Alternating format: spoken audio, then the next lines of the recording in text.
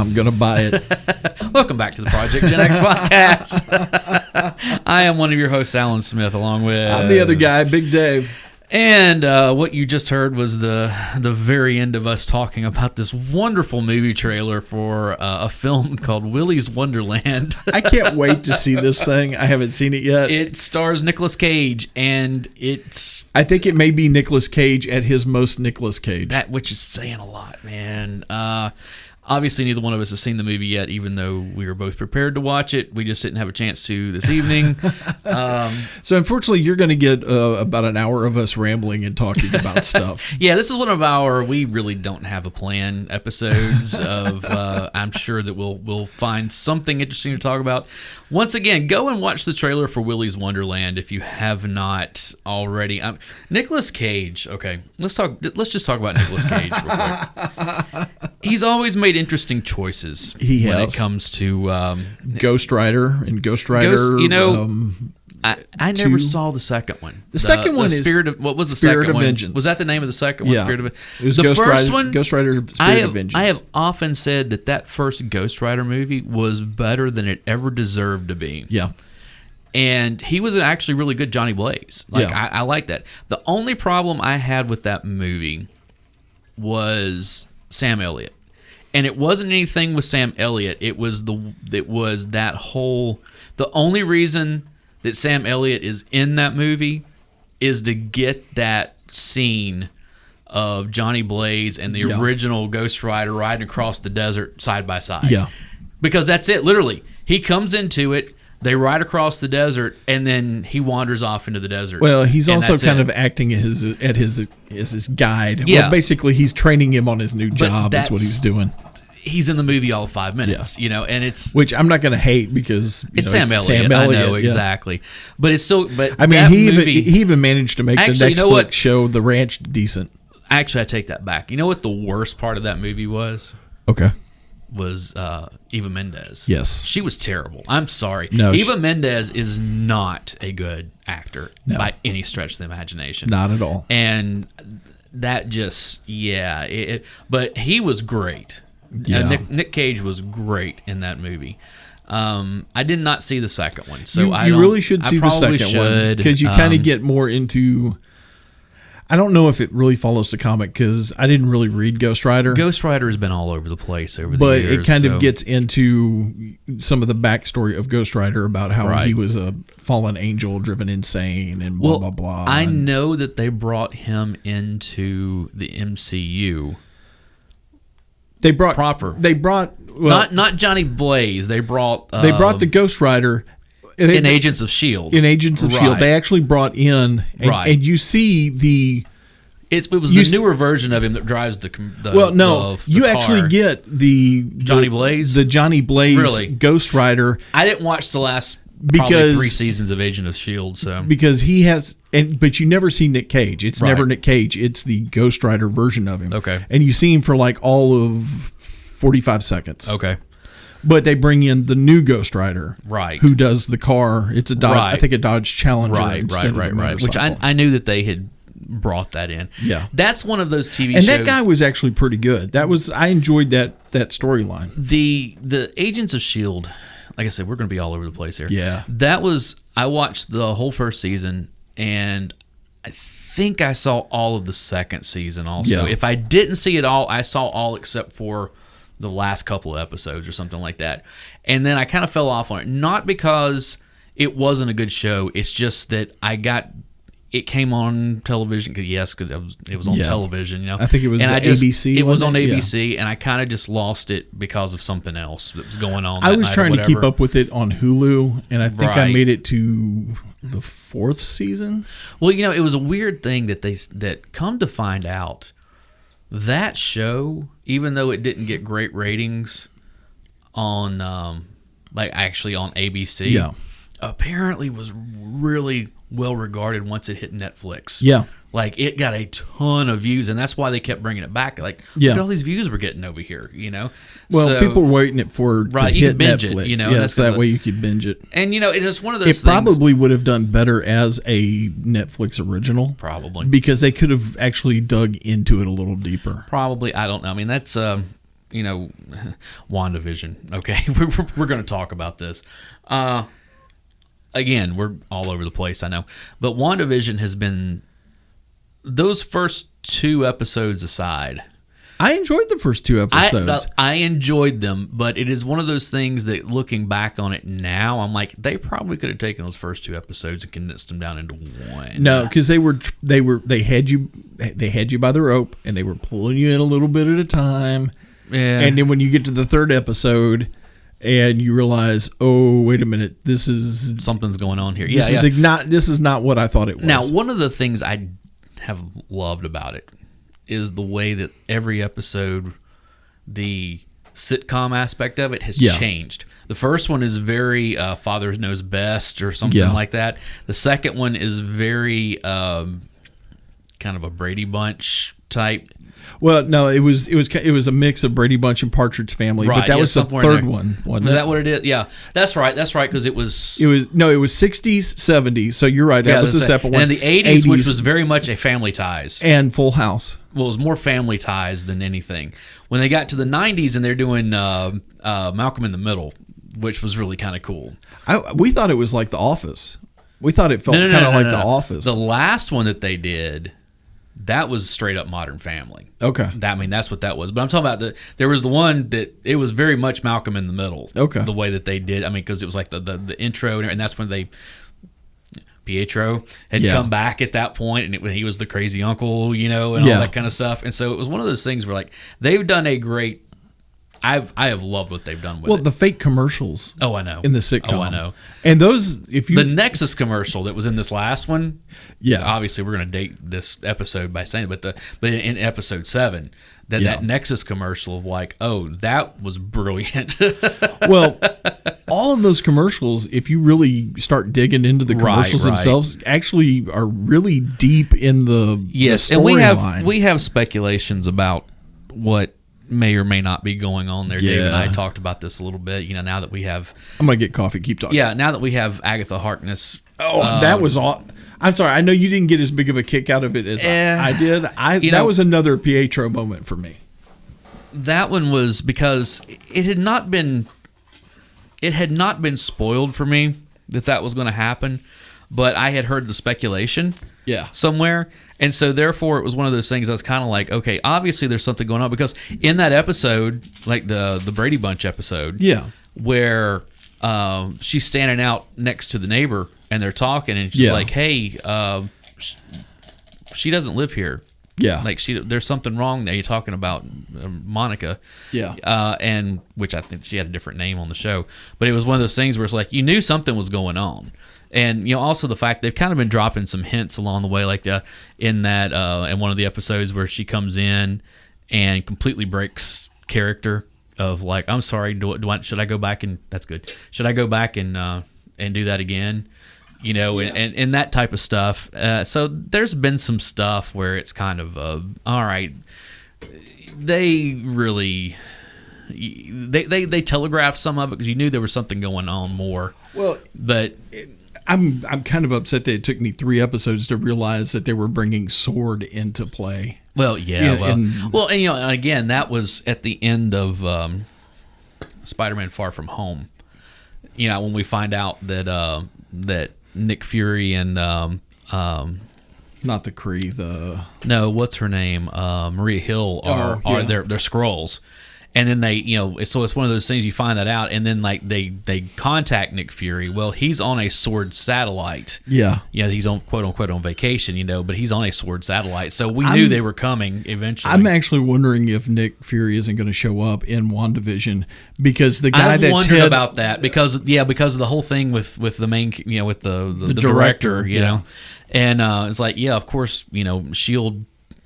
Whether Sword would want to admit it or not, S.H.I.E.L.D. is the oversight on everything, which means Nick Fury is over top of all of it. Yeah. So, it's of course, we're getting into some serious, geek weeds here, and... well, correct me if I'm wrong, but even in the comics, S.H.I.E.L.D. was never really based on the planet itself. They had a satellite. They had a satellite, and it was kind of one of those things in the comics.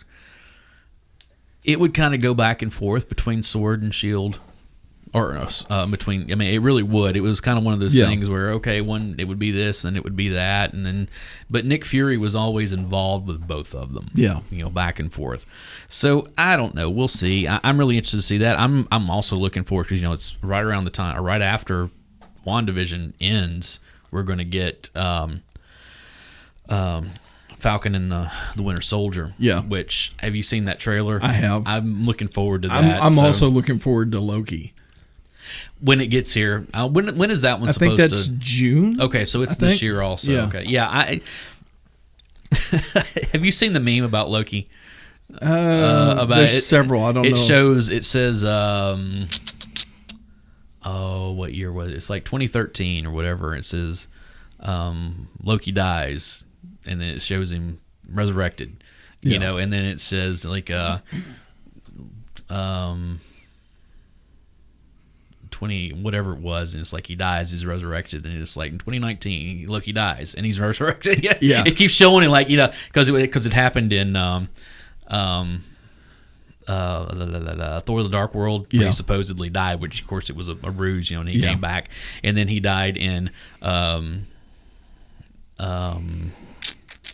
it was in Endgame, and then he came back, and then or Infinity War. No, it was in Infinity War that he died. They killed him at the very first of it, and then he came back, and then they showed him he died again. And I forget what it was. It's one of those things where he quote unquote died like 3 times, but he keeps coming back. So he gets killed by Thanos, which is the last time. But that was in the beginning of Infinity War. Yeah. Well, this resurrection isn't actually a true resurrection. That's because it's him from a different timeline. In the timeline. Yeah. Right.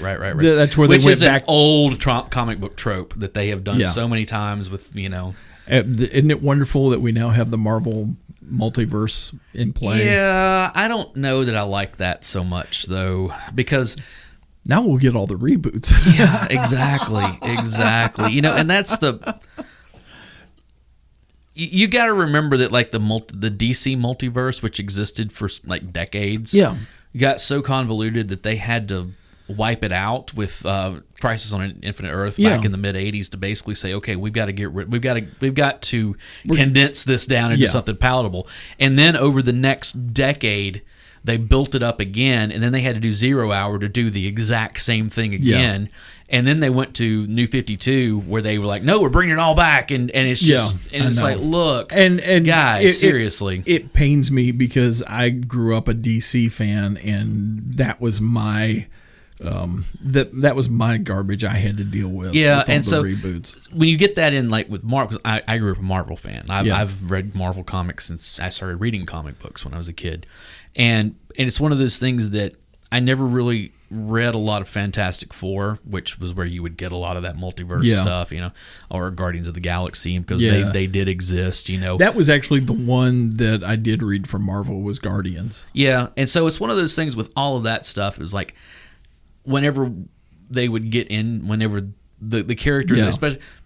I was a huge X-Men fan for back in the Claremont years, and that kind of stuff, and on through into the somewhere around Onslaught, I guess, was whenever I right after Onslaught was when I jumped off of them for a lot of years, because it's like, all right, I've had enough of this crap, because again, you're getting into all of that.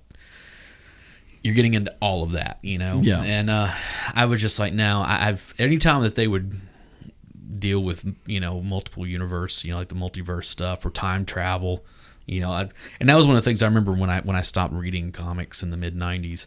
I guess in the mid 90s, it was one of those things that I got. One of the things that really was the fact that you had all of these time displaced characters at the time. You had Bishop, who was from the future. You had Rachel Summers, who was from the future. You had Sugar Man and Dark Beast, which was from the Age of Apocalypse. That were now in the 616. It was one of those things where you start going through, and you had what's his name? The guy Longshot, who was from the Mojoverse, and you had like all these different, then.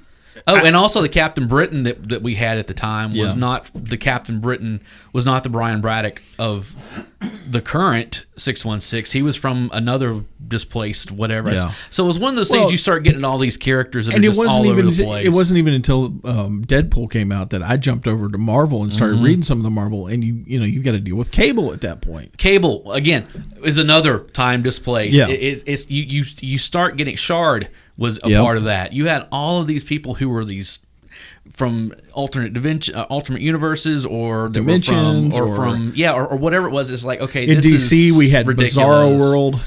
Yeah, but then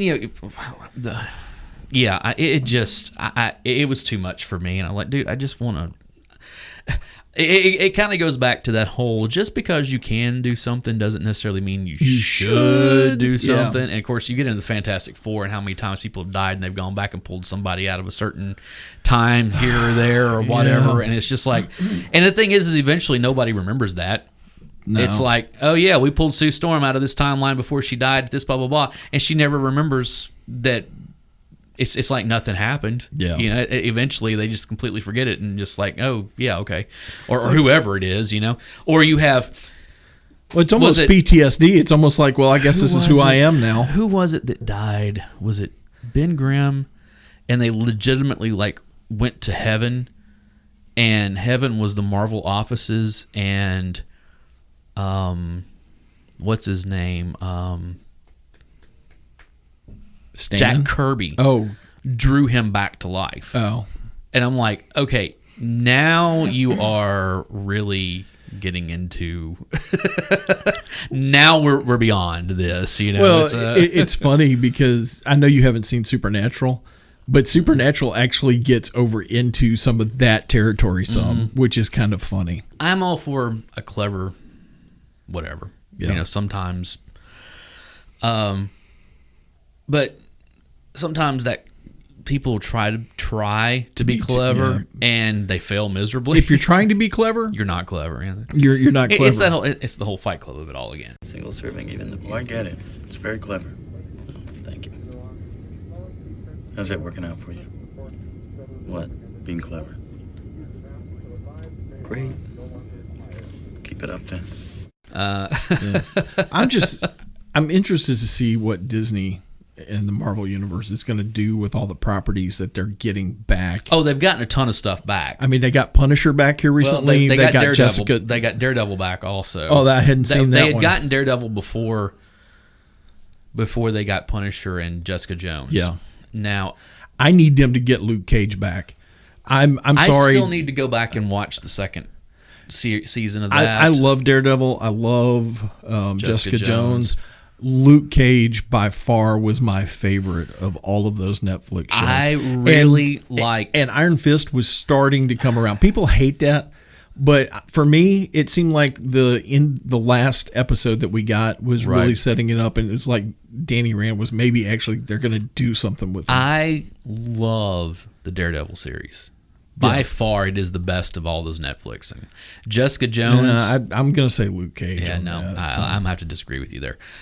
Jessica Jones, I only watched the first 2 seasons. I haven't watched the third. You need to. I know, and I'm going to. I'm going to catch up on all of them. But those first 2 seasons, especially that first season of Jessica Jones, is amazing. Yeah. I love that character. I always have. She, and most people don't realize that she's only been around like 20 years. Yeah.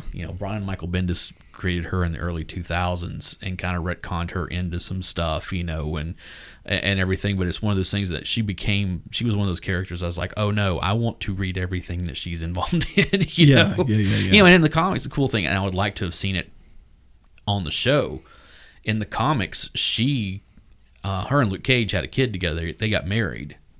So it's in the show they only had like they had a short relationship. Yeah, I know, but it's one of those things where I'm like, no, put them together. That they were wonderful in the comics. Yeah. I mean, because she was such a mess and he was so together. Yeah, and it was just kind of that. Okay, well, that was the thing about the last season of Luke Cage. In that last episode, Luke was starting to kind of come unraveled a little bit. Yeah.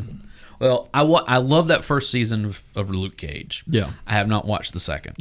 Hold on. I just never got around to it. The second season is why I say it's the better of the 3. I watched the first 2 episodes of Iron Fist, and I was like, nope, not doing it.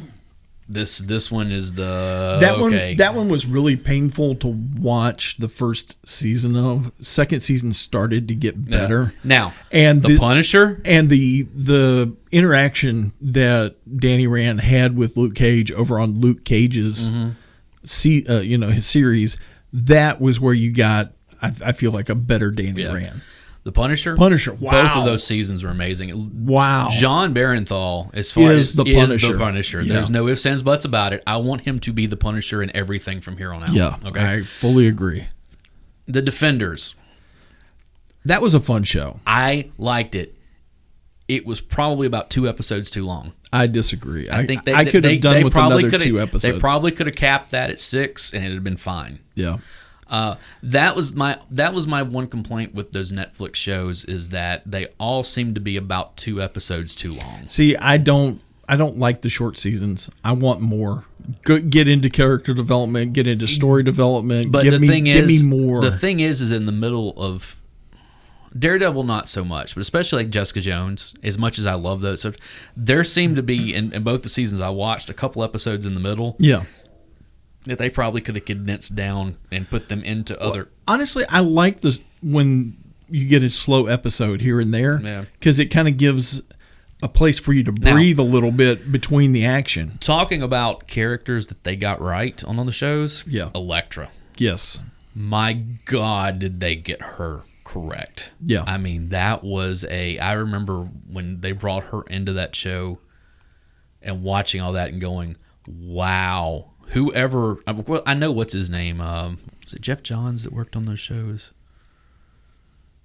Oh, who was it they had? I forget who it was that they had. You got your Magic Witch box. Yeah, I know. Somewhere. But it's one of those things of like, they had someone with comic bona fides that was working on those shows, and they got her absolutely right. I like Foggy.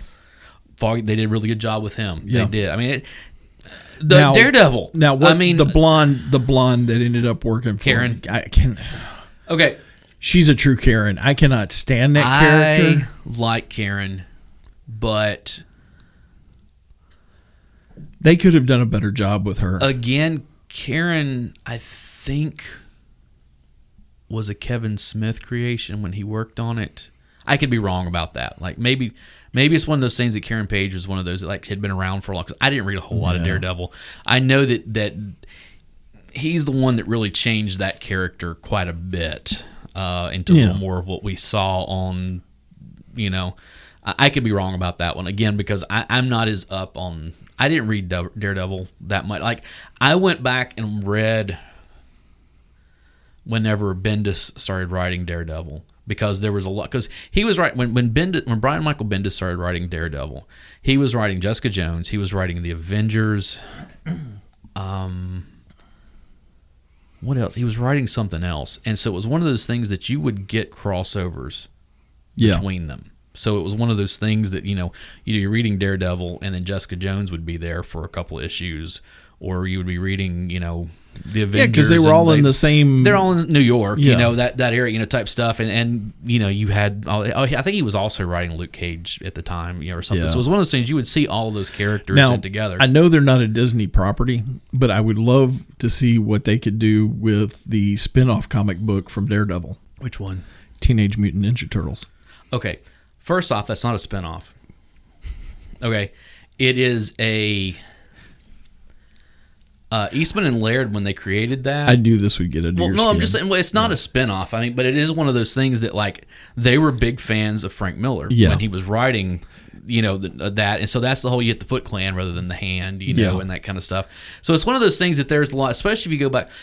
Most people who know about Ninja Turtles are thinking about either the cartoon or the movies. Yeah, which is not. They were hyper violent. Yes. I mean, it was like, oh, Teenage Mutant Ninja Turtles, blah blah blah, and then you open the comic, it's like, holy crap, what am I reading here? I mean, it was really one of those things. It wasn't the Saturday morning cartoons. It wasn't the pizza loving surf dudes. None of that at stuff. All. No, we're talking about extreme violent turtles. Right, and that was. Again, what I mean, indie they're comics, ninjas, right? It's what indie comics were at the time. Yeah, So speaking of that, I have been reading. I love Frank Miller. Yeah, Frank Miller. Frank Miller Batman is my Batman. Some of Frank Miller's stuff is really good, and some of it's not. Well, you can't be good. I mean, all the it's like anybody else. I mean, it's John Byrne's the same way.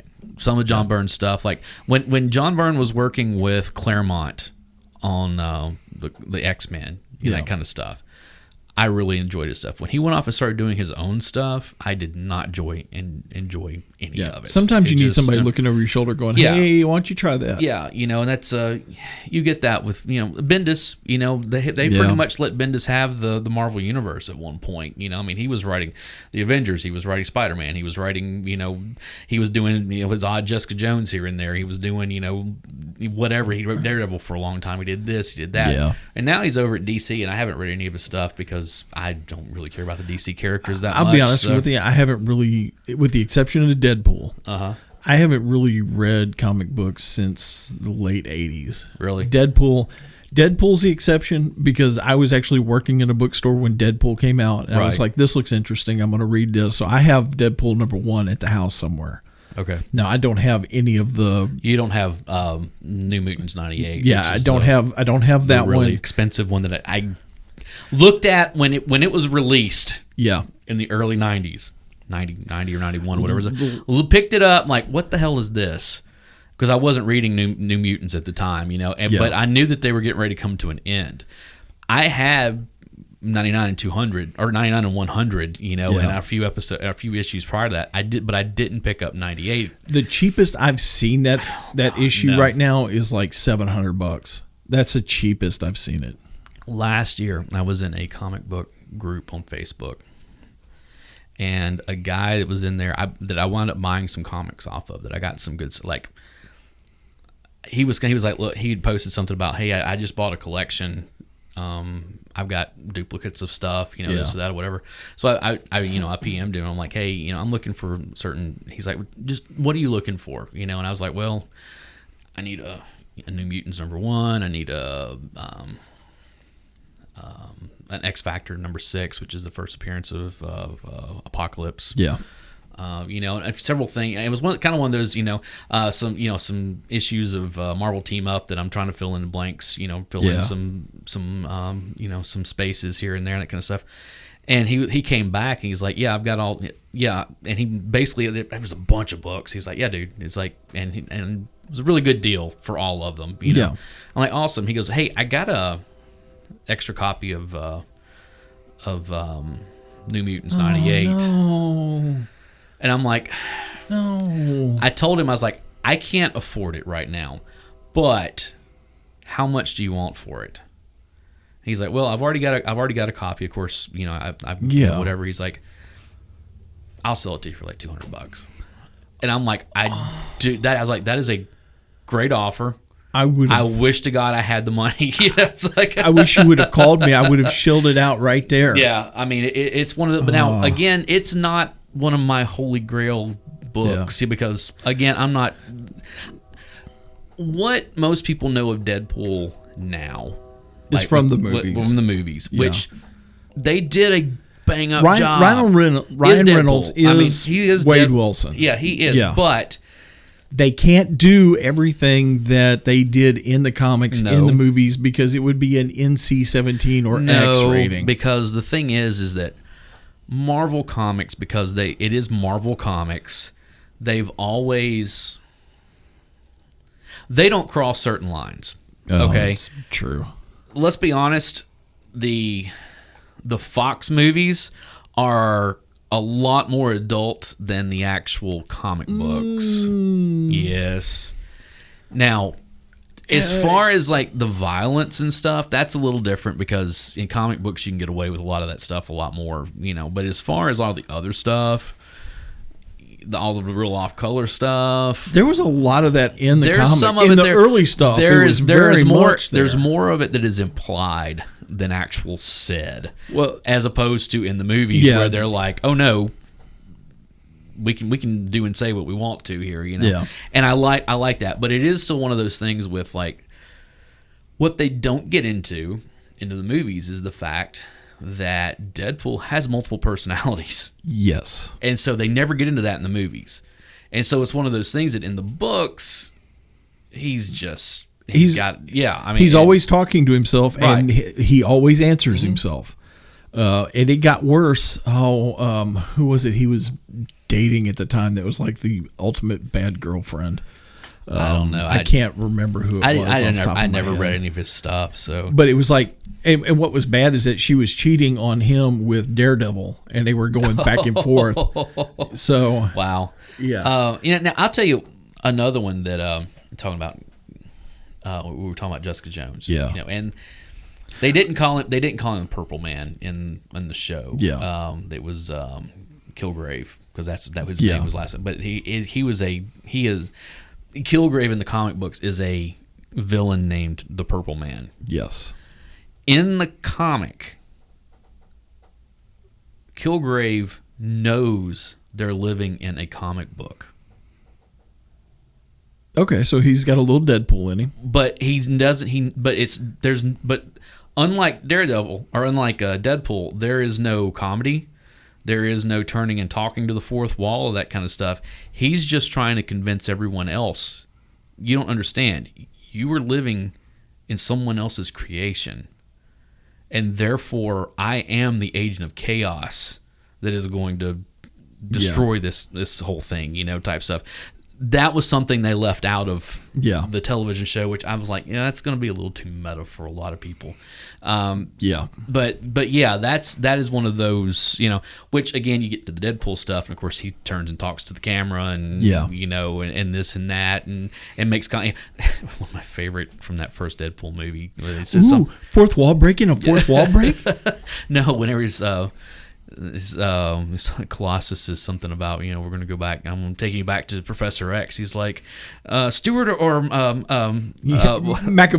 It's like I never can get this straight. It's like it's that type of stuff where it's like okay. No, this Deadpool is always been meta. Right. I mean, absolutely. Episode. He's insane. That's the whole thing. Is he is insane? Yeah, and that's the whole the Merc with the mouth, and all that kind of stuff, and everybody hates him. Yeah, I mean, it's one of those things. The bad guys don't like him. The good guys don't like him. It's just like he's an equal opportunity offender, even to himself. Mm-hmm. They could not have cast a better person as Weasel. Yeah, no. That is, he is perfect as Weasel. But yeah, that is. You look like an avocado that had relations with an even uglier avocado. TJ Miller, man. I like TJ. I know he's had come under some fire in recent years for some bad behavior, and I'm just like, but he's still funny. I mean, that's sometimes you have to learn separate to the art from the artist. Yeah. I know some people have hard time with that. Believe me, if I couldn't separate the art from the artist, I wouldn't listen to a lot of the music that I listened to over the years, because all those guys are scumbags. So love Motley Crue, but Nikki Sixx and those guys. Led Zeppelin, it's he went right for the Zepp. Yep. And, another one that I got into that was later, and I got into it later because it was already in trade paperback at this point, was Preacher. Garth Ennis and some of his stuff. Did you watch the TV show? I tried to. I liked it. A lot. It was different. And I'll admit, I had some problems with the fact that it was different from the comic. It very much was. I got 2 seasons into it. Right. I think there was like 3 or 4 or something. Yeah. I watched the first Cassidy 3. is comic book and TV show. Cassidy is my favorite character. Petunia. No, I completely different character. Yeah, but I like the TV version a lot. So yeah, but the Petunia that was in the comic was a whole different character. Yeah, and the guy that played Jesse Custard, I thought did a really good job. Again with that, because it's a Garth Ennis book, and Garth Ennis, I swear, Garth Ennis's complete modus operandi is, okay, let's do something offensive. Yeah. Okay, what can we do that's more offensive than that? Yeah. Okay, what can we do that's more offensive than that? And across all of his books, The Boys, same thing, know, which I like that TV show. That television show was actually really good. I really do. I read that book, when it first came out, and I was like, okay, this is interesting, blah blah blah. So when they said they were going to make a TV series, it's like, how are they going to make a TV series of this? Well, they had to go to Amazon. And they went to Amazon to do it, and I'm like, okay, Again, they changed a lot of stuff. Too. Yeah, but they still did some stuff that the skyline scene. They still did a lot. The of skyline stuff. scene. Oh no! When they break into the facility, and the Russian dude. Oh. Which is, I was trying to get that out of my head. Which that did not happen in the comic book, but that's actually a reference to something that happened in the comic book. So it's yeah. There was a lot of stuff in that show. I'm just like, oh, I love this. This is okay. This is just the right amount of over the top and offensive to where it's not too over the top and not too offensive. There would be some people that would disagree with you on that. And I love what's her name that Starlight. Yeah, I really like that act, the woman that plays her. I like. Yeah. No, that's good. That is that. And I like Dewey. Yeah, I mean it's one of there's nobody in that show that I don't like. Dewey is a nice guy that has been done very badly in life and has not caught a break, and you're seeing what happens when a good person goes wrong. Dewey in the comic book was modeled off of the guy who plays his dad.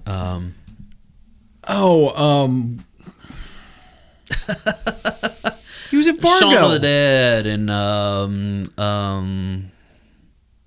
No, he wasn't in Fargo. No. We're talking Star Trek. He played Scotty in Star Trek. But he was in Shaun of the Dead. He wrote Shaun of the Dead.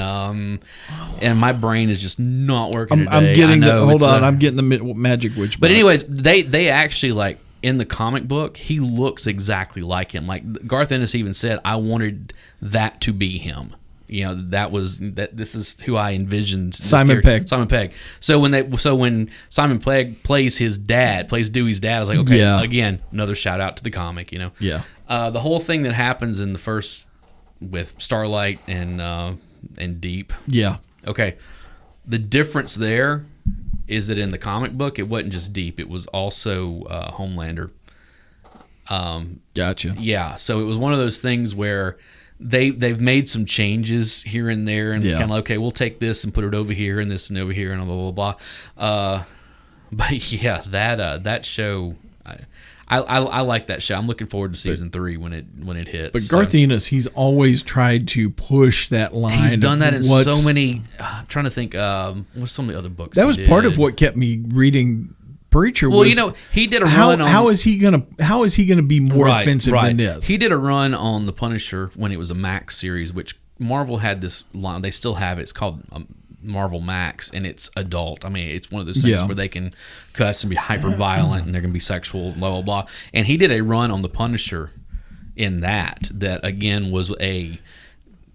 Let's see how far we can push the violence and stuff here. And that was a It strikes me that Garth Ennis might have been the class clown that had nothing but dirty jokes and was always getting in trouble for it. Yeah, and he did, what was it, the Chronicles of Wormwood was one that he did that, again, was a pretty offensive, especially if you're religious at all. And yeah, there's a lot of, I'll tell you off mic. I probably don't want to know. You really don't. But it's kind of one of those things where, like I said, I've always kind of felt that way about Garth Ennis. It's like, okay, so how offensive can we be? How is blah blah blah? A buddy of mine turned me on to Did you see that they're one. getting ready to make another Constantine movie? I hope they get it right this time. They got it right once. Which one? The TV series. Yeah, absolutely. You know, and then they brought him into. They brought him onto the Justice League Dark. Is that what it is? No. Constantine ended up over on Legends of Tomorrow. Okay, that's what it was. I knew they brought him in that with that actor. Yeah, I really liked that TV show. Oh, I did too. I liked it a lot. I was really like, no, they got this one correct. Yeah, the Keanu Reeves movie, not so much. You know, it was an all right movie. It's a popcorn movie. It's an all right movie. Yeah, but it's still one of those. Now, I really love how that movie resolves. Yeah, whenever he slices his wrist. And when Satan shows up, and it's one of those things, he's like, oh no, I had to come and see this for myself. Yeah. And then come to find out who's really behind all of it, and then everything breaks loose, and it's like, that was kind of brilliant. That was kind of... yeah. And don't get me wrong, I like Keanu Reeves. Yeah. I do too. I think he's having a better go around the second time. Speaking of which, we got to talk about something. Uh-oh. You might have seen my when we had snow here. Okay, let's just get it out of the way.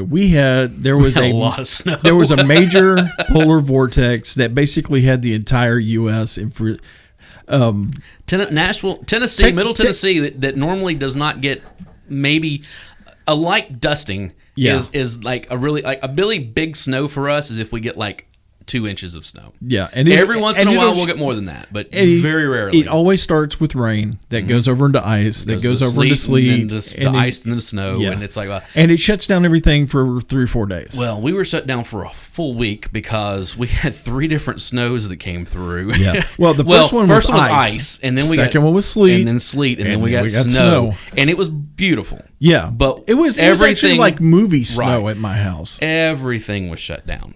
But during that time the thing about it is that Texas was looking at Alaska, and it's like, what was the movie where Tom Hanks plays the ship captain? Yeah, the pirates. It was like Texas was looking at Alaska and go, look at me. Yeah. Look at me. I'm Alaska now. Yeah, I've seen that meme. Yeah. But it's one of those things where Captain Phillips, that's the name of the movie. That's it, yeah. Good pull. It was Captain something. I can pull that, but I can't pull Simon Pegg. But there's a joke there somewhere. Maybe it was right before that. I don't know, because I've got HBO Max, and so I was flipping through the channel, flipping through there one night trying to find something. Like, oh look, they've got all the Matrix movies. Yeah. I don't know. Did you see my? Yeah, you hated on the Matrix. So my wife was extremely upset. I have not seen the Matrix since I went to the theater in 1999 and watched it. Miss Nay was coming for you. Well, it gets worse because I didn't post the rest of it. Oh. So I rewatched The Matrix. Like I said, the first time I've seen it in almost 22 years, okay? It was as slow and boring as I remembered it being. Like, I was just like, oh my goodness, am I going to finish? Okay, fine. Okay. I took a break because what I had planned on doing, because I have never seen Reloaded or Revolutions. Okay? Oh, ever? Ever. Like, I have not seen them at all. I've only ever just seen The Matrix one time. Okay. Now I can say I have seen The Matrix twice. Okay. Still don't like it. All right. And matter of fact, hadn't gotten any better in my mind, or, since watching it again. Okay. And I have seen the first 20 minutes of Reloaded. Okay. I will never get that 20 minutes of my life back, ever. It was unwatchable. I am sorry. That was freaking unwatchable. Okay.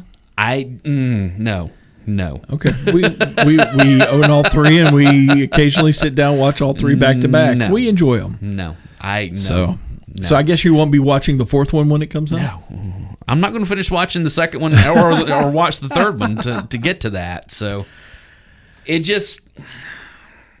Okay, I really enjoy the John Wick series. It's fine. I have not seen any of those. I may enjoy those movies. I haven't seen the new Bill and Ted yet, and I really want to. I saw it. And? It's all right. Okay. I mean, it's got its moments. Okay. The 2 kids that play their daughters are great, which I love. Samara Weaving. Okay. Have you seen Ready or Not? Mm-hmm. Oh, you need to see that movie. Okay. Oh, let me tell you, everybody who's listening, if you have not seen Ready or Not, you have got to see that movie.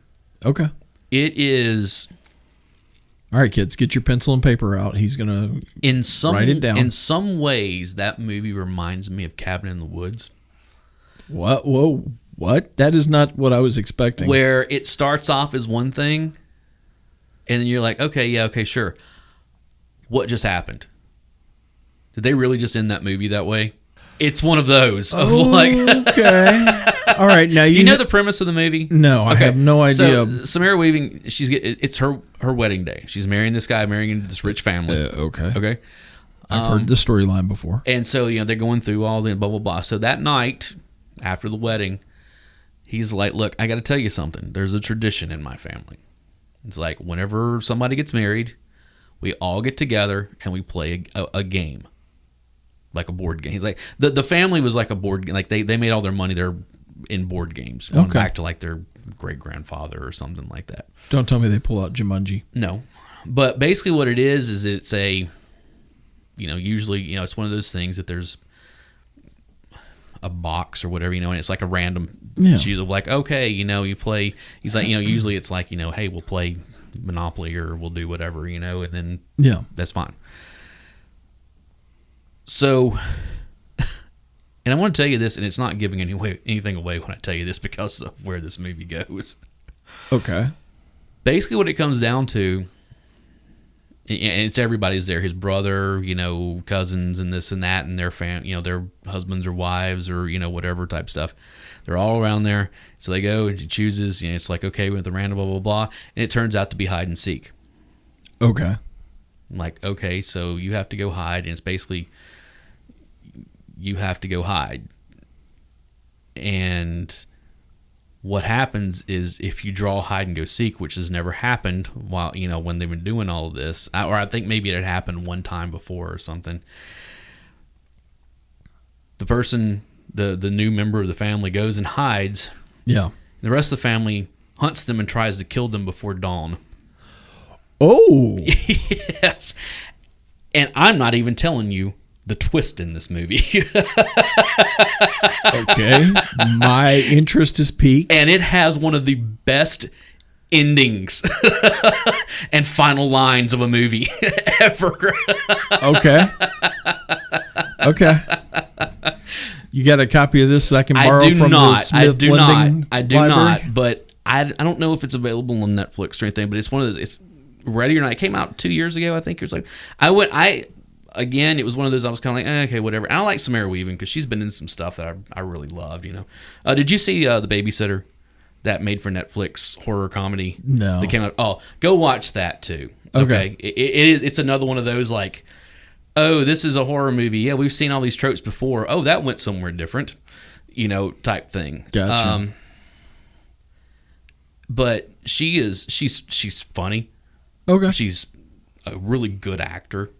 She's really attractive on top of it all. It's kind of one of those like, okay, but she's also one of those like, so is this Samara Weaving or Jamie Presley or Margot Robbie or kind of that whole like, it could be any one of these people, Just it's the Zoe Deschanel, however you say her name, trope, where there was like Zoe Deschanel. Yeah, where there was like 5 or 6 is it women. Her, or is it Katy Perry? Or yeah, exactly. But it's one of those things that I like all of those actors. I like all of them, in their respective whatever it is that they do.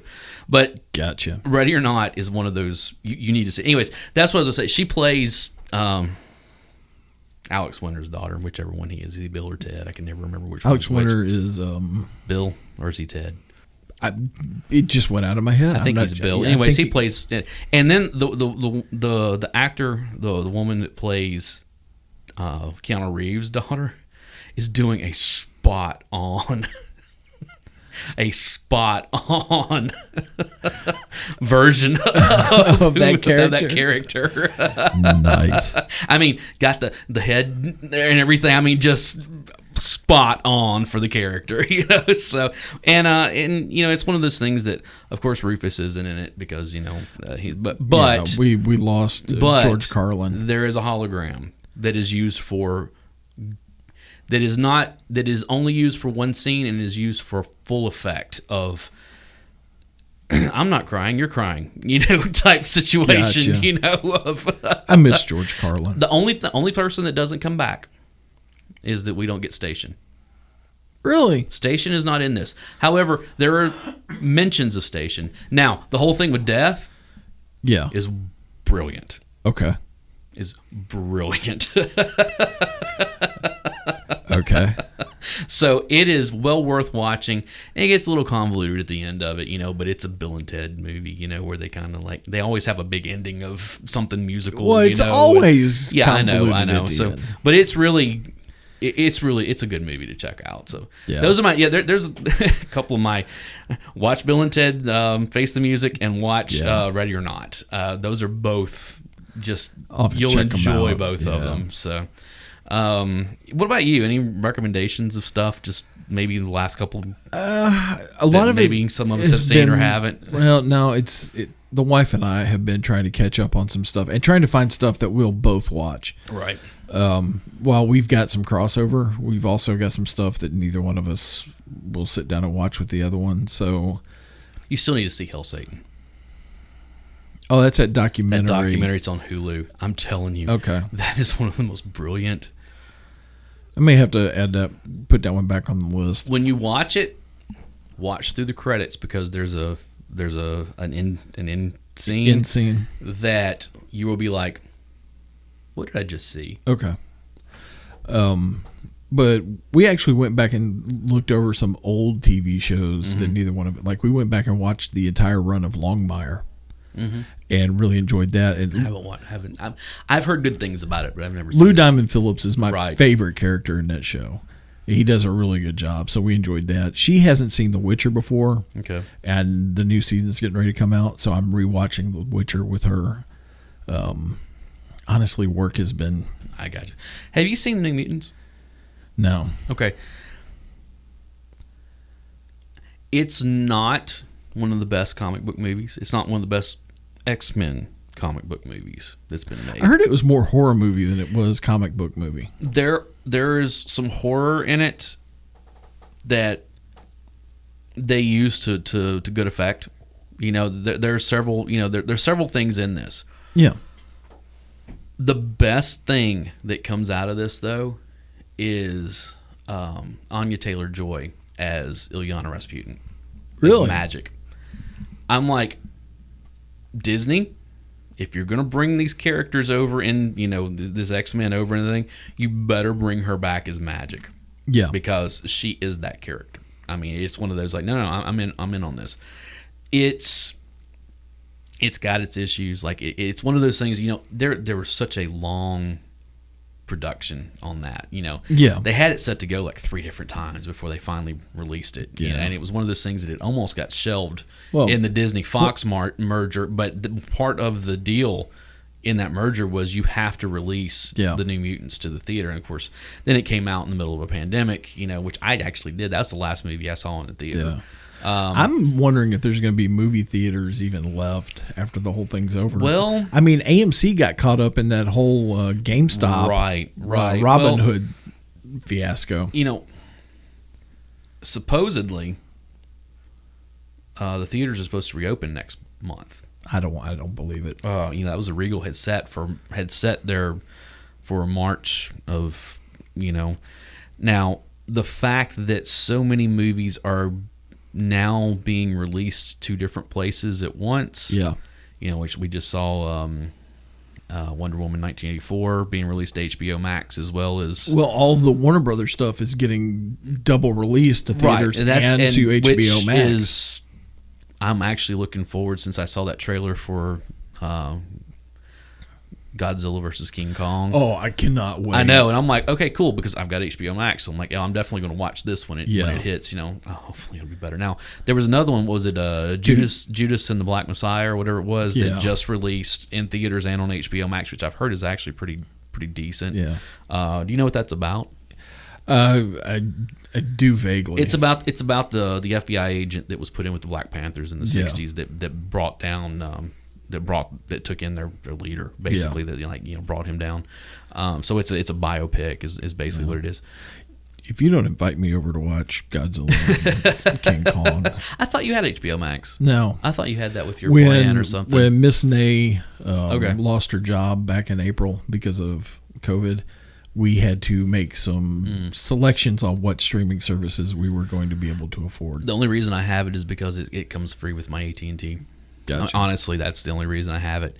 Now, it's been kind of cool because I finally did catch up on The Big Bang Theory. I watched the last couple seasons. I had jumped off of it last couple seasons. It's really good. The ending's really good. I finished watching it out, and yeah, it was... It's a tearjerker. It is all right. What? The speech that Sheldon gives at the end is great. The rest of that episode's okay. It's a regular episode, you know. I mean, let's put it this way. It's not as bad as How I Met Your Mother, but it's not as good as Newhart. Okay. So it's somewhere in the middle of that, and that's a big chasm there. Honestly, I enjoyed both of those, so I can't even be mad at that. Yeah. So I love Bob Newhart. Oh, Newhart, I mean, that show was awesome. Back to that of one of the probably the best ending to a sitcom ever. I'm Larry. And this is my brother Daryl. My other brother Daryl. Yeah. So there's a whole generation of people listening right now has no idea what I'm talking about. What are you talking about? Anybody that's listening to this knows what we're talking about. But yeah, I mean, so I've caught up on that, and there's a few other, you know what's on HBO Max that I just found? And I'm like, no, I'm getting ready to rewatch this, and I'm gonna make sure that Xander sits down and watches it with me. What's that? Because they have Cartoon Network. Yeah, they've got the entire run of The Grim Adventures of Billy and Mandy on there. Oh, yes. No way. Yes. Now, also on there, because it's Warner Brothers, they also have Batman the Animated Series. Oh, which is awesome. And Batman Beyond. Did you hear that HBO Max is getting ready to do a sequel to Batman the Animated Series? No. They announced it this last week that they're going to do they're working on a sequel, an animated sequel to it, a new series. Nice. So, yeah, I know. I'm like, okay, cool. I'm good with that. One of these days, I need to get around to watching Batman Beyond. I never watched that. It was okay. I know it's a new Batman, set in the future and everything. But yeah, that I didn't care for that Batman future as much as I did the Frank Miller Batman future. Well, yeah. Did you watch that animated movie? Which one? Dark Knight Returns. The animated version? Mm-hmm. No, I haven't seen it. It's actually a 2-part. Like it's I think it's like 3 hours or something like that. Like together, okay. There was a part 1 and a part 2. They were pretty faithful. Were they? Pretty faithful. What's it on? Is it Netflix? No, it was it's probably on. I would guess it's probably on HBO Max since they have all the Warner Brothers stuff. Now, I will say I was flipping through Netflix the other day and noticed they had an animated version of Killing Joke. Yeah, and okay. If that's on there, then you probably will find that. Have you not seen that one? No. Okay, we've all read The Killing Joke. Yeah. And The Killing Joke is good. It's got some really rough parts in it. This one does not shy away from that stuff, but they added one thing into it that they never should have. Oh, really? Yeah, they added a relationship between Barbara and Bruce. No, that never happened. I know, but they added that into the movie, and it's like, and there is a scene before everything happens of them like on a rooftop, like of them like starting to. That should have never get down, happened. And it's like no, that was always a brother sister relationship. This is not a Other than that, it's very faithful to. I'll have to watch it then. To it, and but that one is like, man, why did you put that in there? That's just maybe I'll have to try to find gross. A version of it to where I can drop it. Well, if you've got Netflix, it's probably. Well, I'm talking about where I can get a copy of it and throw it in my. I would take that out. Editor and remove that scene and correct their problem. Dave is the a slightly different version of PureFlix here. You know what I'm talking about? No. PureFlix is a. Is that what they were called? PureFlix. It was the Mormons. Basically, they had this. Basically, what they would do is they would go into Hollywood movies and take all of the sex and everything out of it. No, that's totally not what I'm doing. Yeah, I'm trying to improve film. I said you were a different version of PureFlix. So one of my bucket list things that I want to do. You remember when they released? Basically, it was the origin story of The Exorcist. And they made one, and they made 2 of them. They hated it so bad, so they hired a new director and took some of the original film and reshot a bunch of stuff, and released a second one. Right. It's Legacy, and what was the other one? Dominion. Dominion was the name of one of them. Yeah, something like that. So at some point, I bought both of them. Okay. And one day, I'm going to sit down and load both of them into my Adobe Premiere, and I'm going to try to cut together an ultimate cut. There are fan cuts of that already out there. Yeah. They've gone in and done that kind of stuff. But when I watched both of them, I already kind of had a vision of what I wanted to do with it. Right. And I wanted to, it's just one of those fun challenges that I want. So there you go. You make a movie, and Dave will make the version that he wants to see out of it. So. Wouldn't be the first time. Wouldn't be the first time. Yeah, well, we're getting ready to get that Snyder cut of Justice League. I need you to invite me over so I can see that. Yeah, I have no desire to watch that whatsoever. I want to watch it. You're going to watch it with me. I know. I have no desire to watch that whatsoever. Even if I buy pizza? Nope. I mean, we might even get more of Dark Side. I have not seen that. I have not seen Aquaman. Aquaman's really good. I'm good. No, you need to see Aquaman. No, I really don't. No, you really do. Don't. I know I like Jason Momoa, but I have no desire. If you're basing it off of the Momoa that you got in Justice League, you need to forget that. I haven't seen Justice League. I refuse to watch it. Why? Because Batman v Superman was so bad, and so was Man of Steel.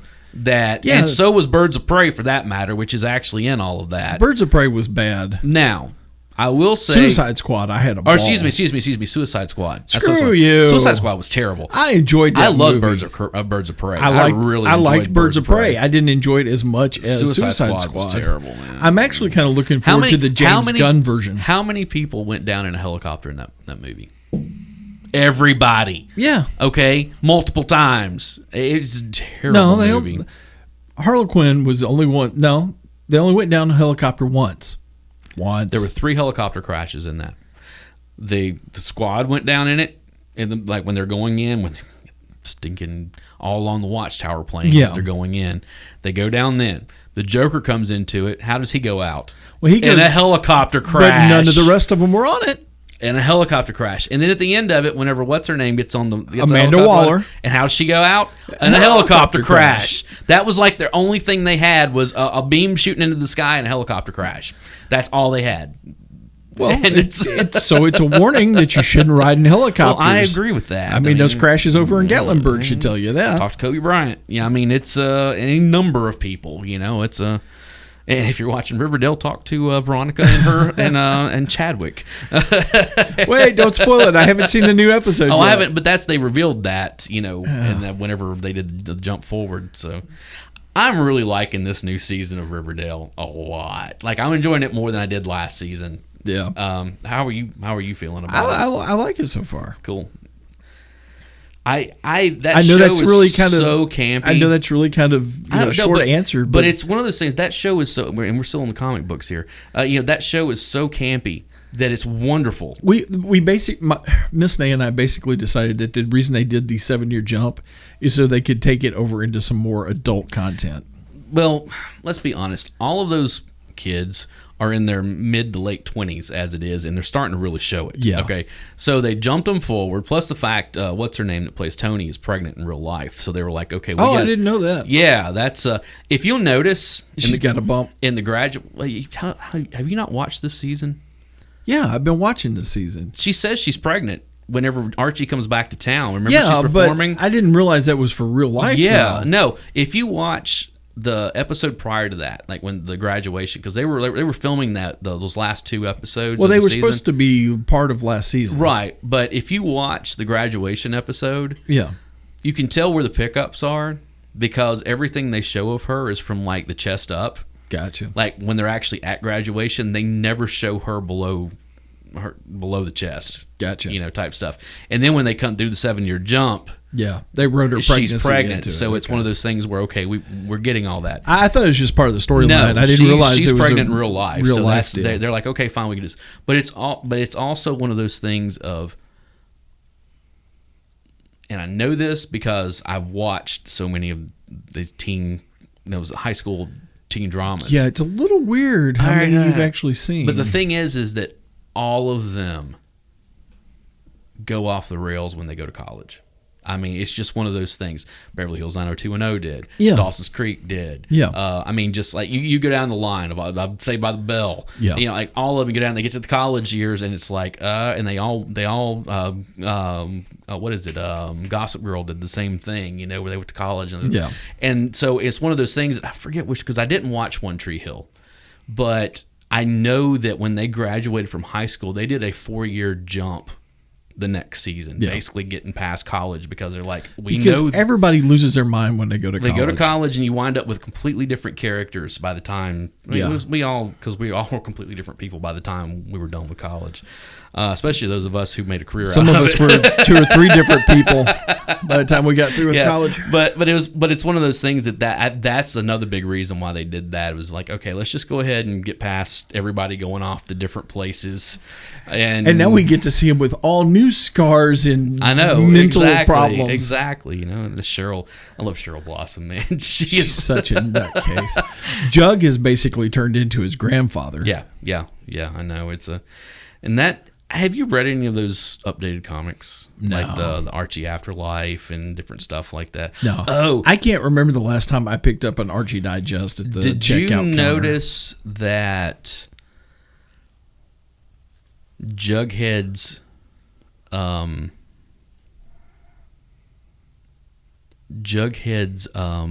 agent was Mr. Cerebus from Sabrina?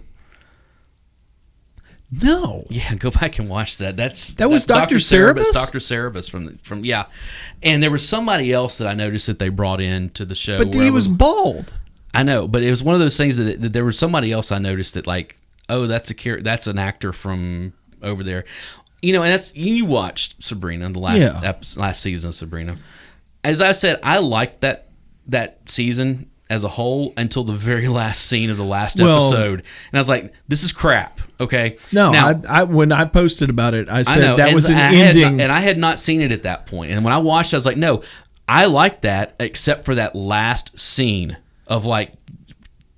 You could have left that off of there. You could have done something else completely different. It would have been fine. I've said it was an ending worthy of The Last Jedi. I know you did. It wasn't quite that bad. But now, here's the thing. Did you notice that when, what was the band? When they had the Battle of the Bands. Yeah. The band that came back. What were they called?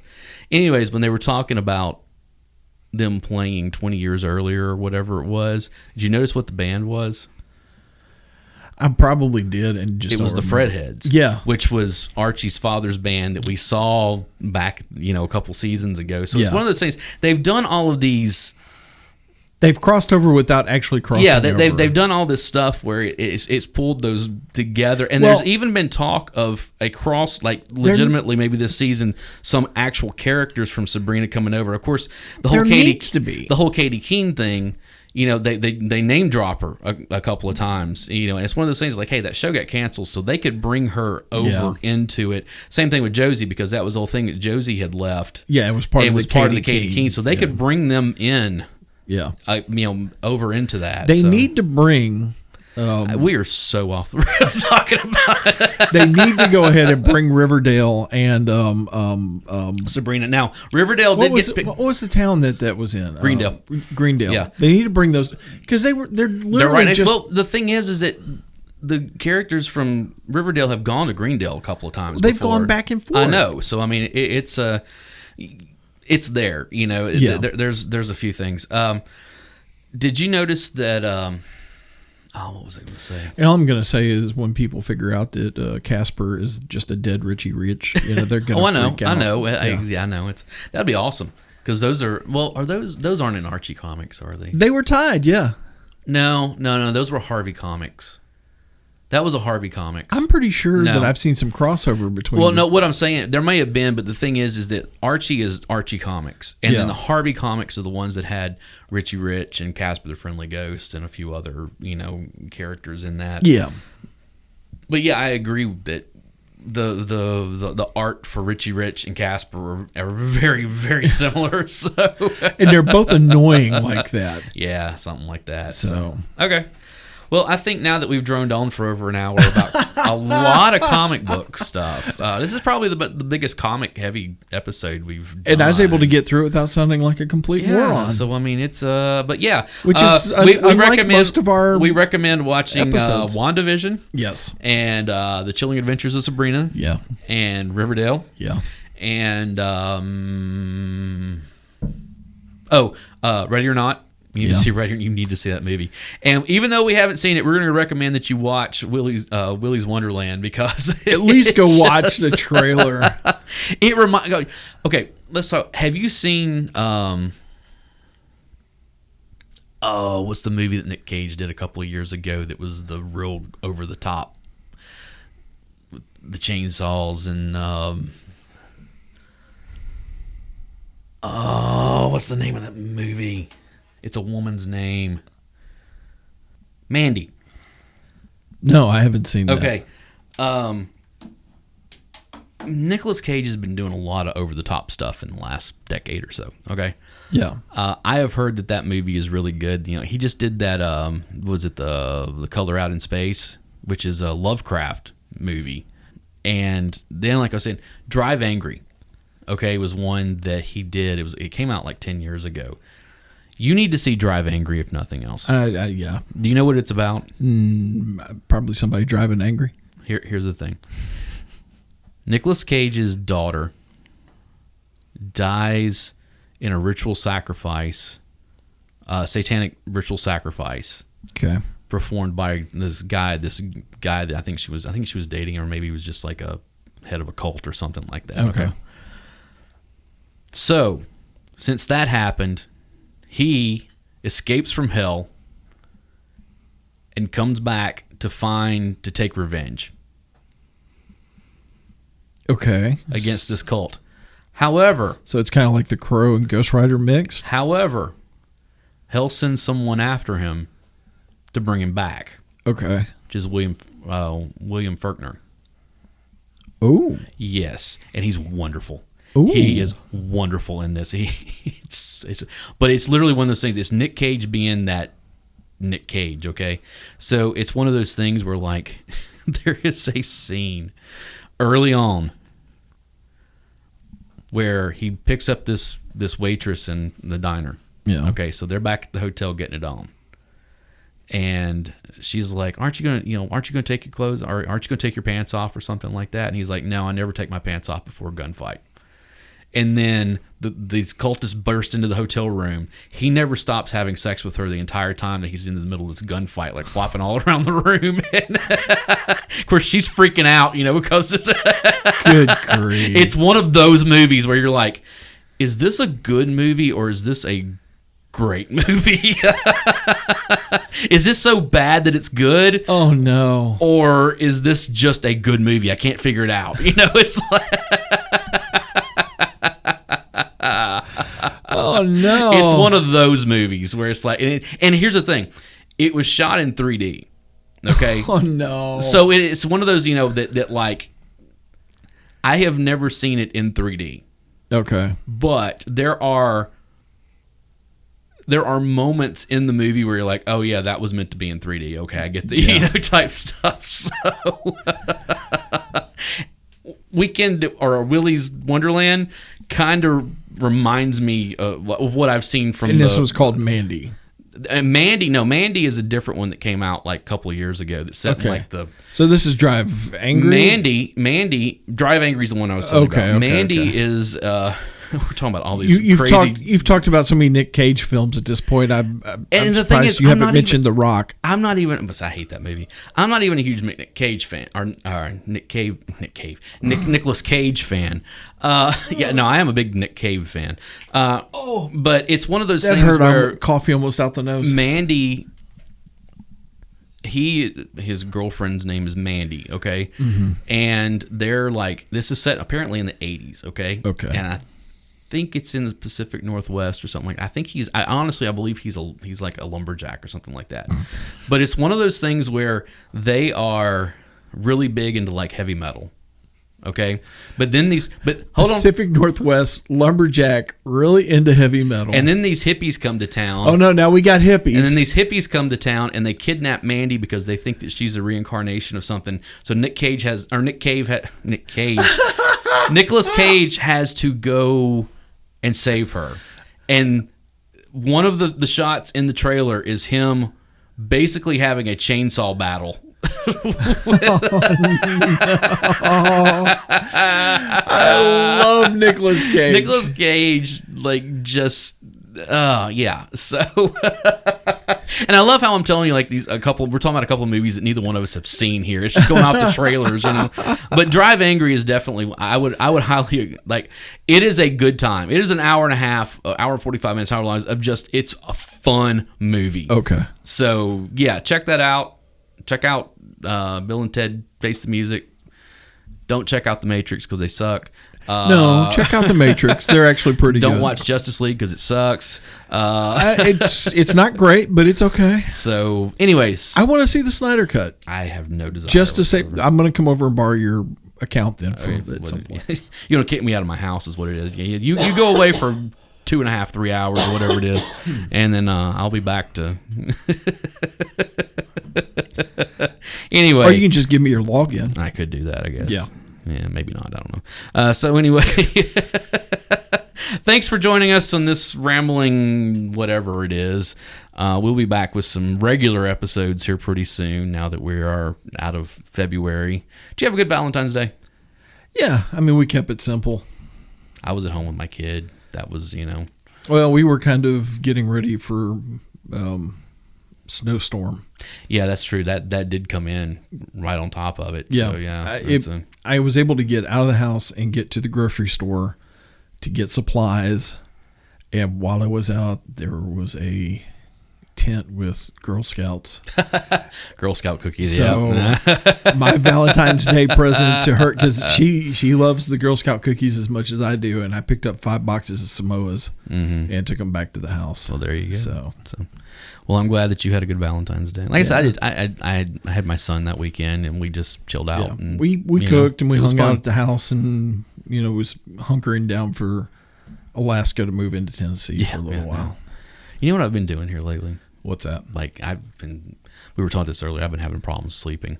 So since I have so much time on my hands at night, whenever I can't sleep, I have been playing through The Legend of Zelda: Breath of the Wild again. Oh, really? Yeah, I've played through it once before, but this time I'm kind of going through it. I'm like, I've never been one of those people who like wants to 100% a game per se, but I'm really kind of like, no, I think I want to go and try and find all the shrines this time, and that kind of stuff. And so it's kind of one of those. That was one of those video games I could never really get into. Oh, I love that game.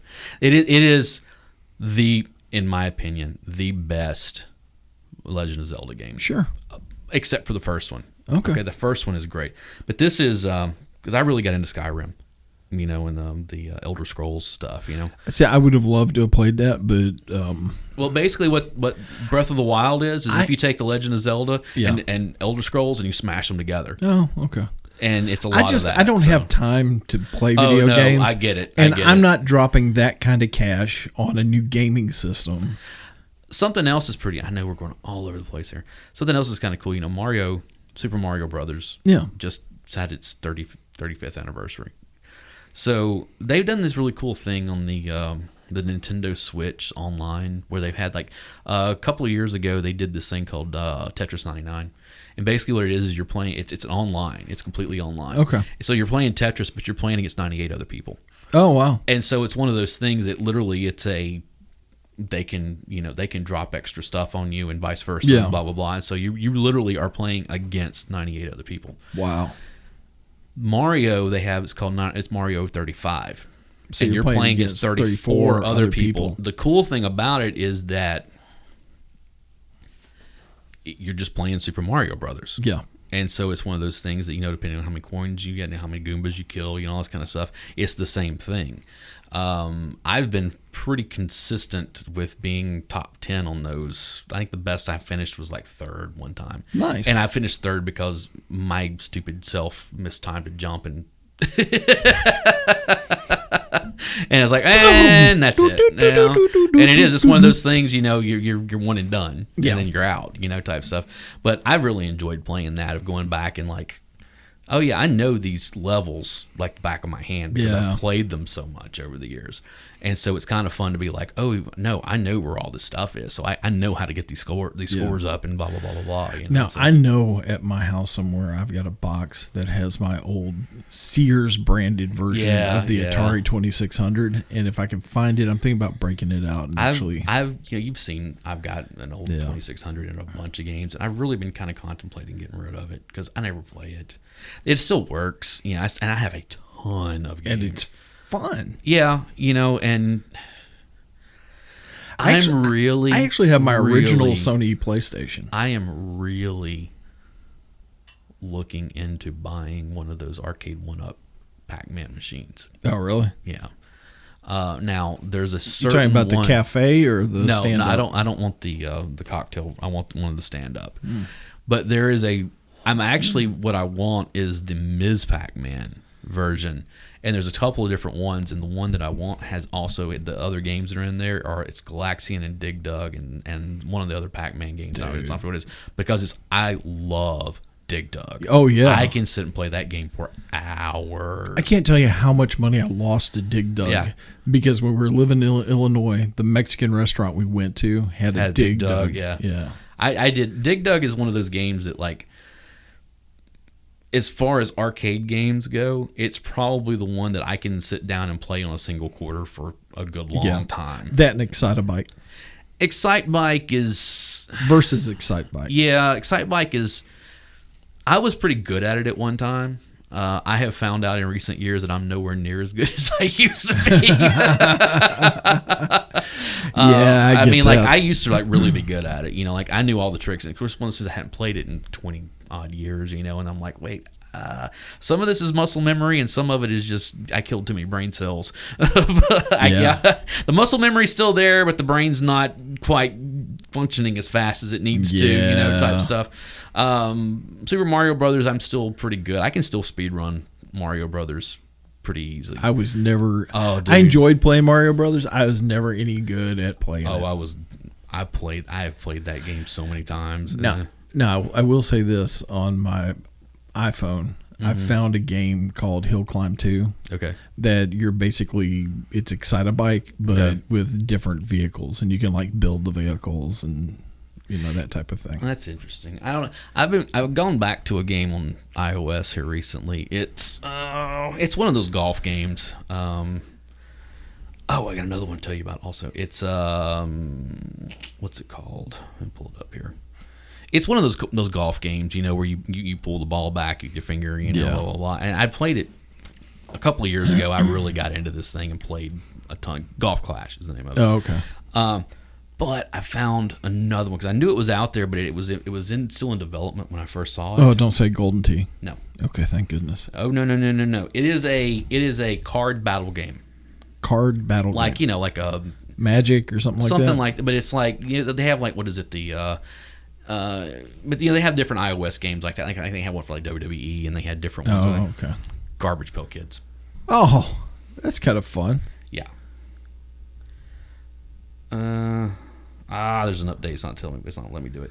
But yeah, it's Garbage Pail Kids, and it's one of those things that as you battle, and everything, you can, get new packs and new characters and and that kind of stuff, and you battle other people, and that kind of stuff. I love Garbage Pail Kids. Just who doesn't? Yeah. So it's another one of those 80s. Oh, dude. And I've got it, and I haven't watched it yet. There was a documentary that came out a couple of years ago. It was called 30 Years of Garbage. It's about Garbage Pail Kids. Yeah.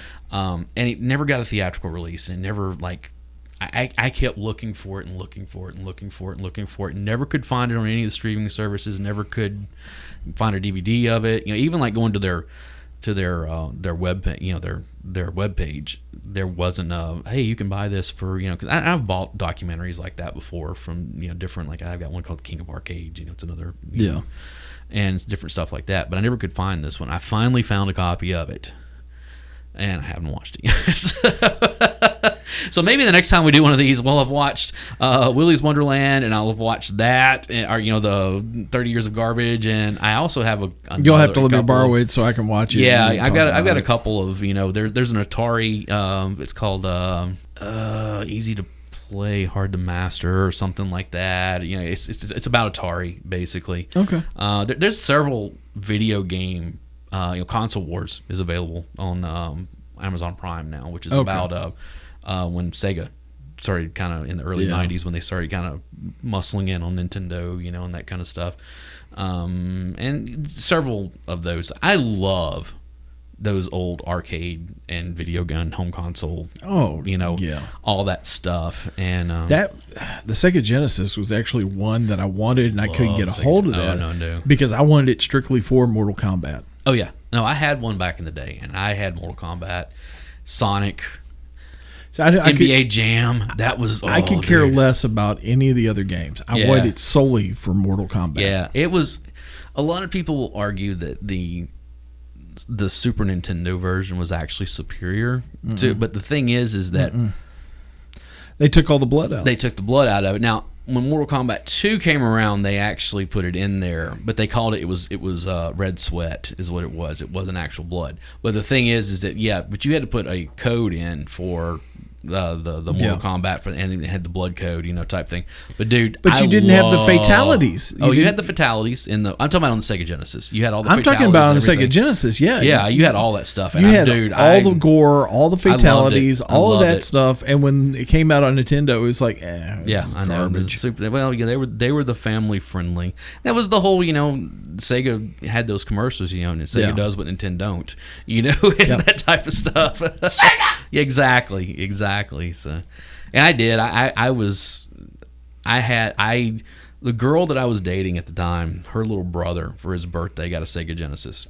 Yeah. And I went over to her house and wound up spending like almost the entire time I was over there playing Sonic with her little brother. I was just like, this is amazing. And like the next day, I sold my Nintendo and everything and went and bought a Sega Genesis, and I never looked back. At that point, I don't have a Sega Genesis any longer. I know they've got that. What was it? The Sega Genesis Classic. It's got a bunch of the games. Yeah, I tried to get one, and they're still available, but I could never get one. And I wanted one with Mortal Kombat. That's the funny thing about it is I've gone and looked at those, and it's like, oh look, all the Sonics are on here, and there's Altered Beast, and there's a Golden Axe, and there's a few things like that. Oh, I forgot about Golden Axe. But it's one of those things. I start looking down the rest of the roster, and I'm like, I don't care about any of these games. No. Like these are not the games that I played on. And that's kind of like when they put out the NES Classic and then the SNES Classic. Yeah. I've got both of those, and they both have games that I like on them, like enough of them to where I'm like, no, this is definitely worth dropping the $50 or however much they were, But see, I was going to drop the $50 just for Mortal Kombat. Right, man. Sorry, you can emulate it. I love, but you don't get the controller, and it's. There's an arcade one up for the Mortal Kombat. Yeah, and I think it's got like the first 3 in it or something like that. But how expensive is that? I think brand new they were about $300. Yeah, no. Yeah. I'm trying you might to be able to find one for a. I'm trying to save money for a new car. Not a bike. I got to have the new car first. I get that. The back of my Corolla. I'm getting ready to have to do work on my vehicle, and I'm not looking forward to it. The back of my Corolla is starting to rust out. Yeah, it's never good when the rear end starts rusting out on you. So yeah, usually happens right after habaneros. There you go. So now that we've gone almost an hour and a half, and we just keep adding to it, guys, tell us whatever. Send us suggestions for we've got some. I've got some stuff in the pipeline that I'm working on for us to do here, but true to form, I think of them and I don't write them down, and then later I'm like, What was it? Yeah. So, but yeah, I hope you guys enjoyed just hearing us ramble again. I know we do this every couple months or so, and we have fun with it. But let us know. All of our links to all of our social media stuff is in the show notes. As well as our email. And guys, talk to us. Hey, do us a favor. Go and go to iTunes or Apple Podcasts or whatever, and give us a rate, review us and Please. A rating. Also, if you haven't subscribed to the podcast and whatever aggregator that you use, subscribe, because that way we automatically, when we post new episodes, you'll automatically get them, and they're there. And the reason why I'm saying that is because I noticed the way that that our downloads go, I can always see that we're kind of You guys are cool and you're consistent, but it's consistent over a period of time rather than it's like new episode drops and we get so many downloads and then it might be a few days later before we get a few more or whatever. It's like, yeah, see, if everybody just subscribes, then you get it automatically. So. Automatically. And yes, this is us begging. In a lot of ways. Yeah. Tell your friends, tell your enemies, tell your grandma. Tell your grandma, hey. She's going to be really offended at Grandmas love us. Yeah, well, what are you talking about? You talking about grandmas love me. I don't know what you're talking about. So anyways, guys, thank you so much for joining us here. I am Alan Smith. I'm Big Dave. And we will see you next time. Be excellent to each other.